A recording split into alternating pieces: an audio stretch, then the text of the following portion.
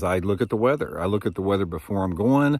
I pay close attention to it, any updates on it. I pay attention to, frontal systems, weather patterns in general, wind speeds, wind direction, temperature variations, just everything with it. And one of the big aspects as far as actually catching fish has to do with the cloud intensity, the cloud cover with your techniques that you're going to use. Now, cloud cover and how you relate that to catching fish, a lot of it has to do with the combination of the type of clouds that you have and the water clarity in correlation with those type of clouds.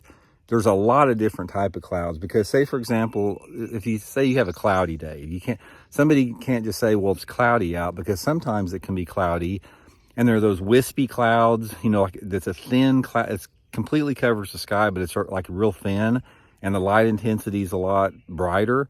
It can actually, where you even need your sunglasses on, even though it's cloudy. And then sometimes, cloud cover, like with thick clouds with rain, it's super, super low light conditions and everything in between that. So the type of cloud, whether it be these big, billowy cumulus clouds like this or whatever, or cirrus clouds, that has an impact on the light intensity. Now, clouds themselves do not impact how fish bite or the techniques. It's the light intensity that the type of cloud creates. It's going to really make the big difference.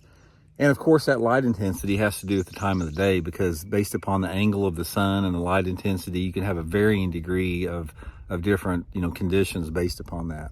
So here is a general rule of thumb that I'll just give you with this. A lot of it has to do, again, with your water clarity, water temperature, in correlation with your cloud conditions. In general, anytime it's cloudy, if the water temperature is over 55 degrees, bass are going to be a little bit more aggressive, and they're going to be a lot more conducive to, getting a chasing type bait, or biting moving lures like crankbaits, spinnerbaits, topwaters, those type of things.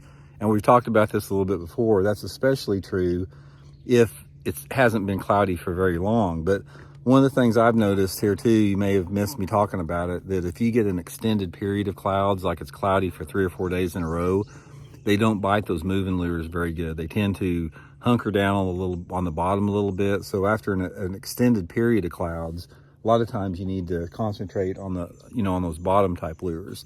Now, the other type of clouds, anything between a clear sky and I consider this like a fairly heavy, partly cloudy day.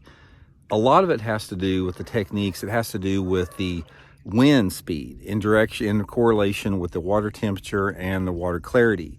If you get a bright intensity day, like a bluebird day,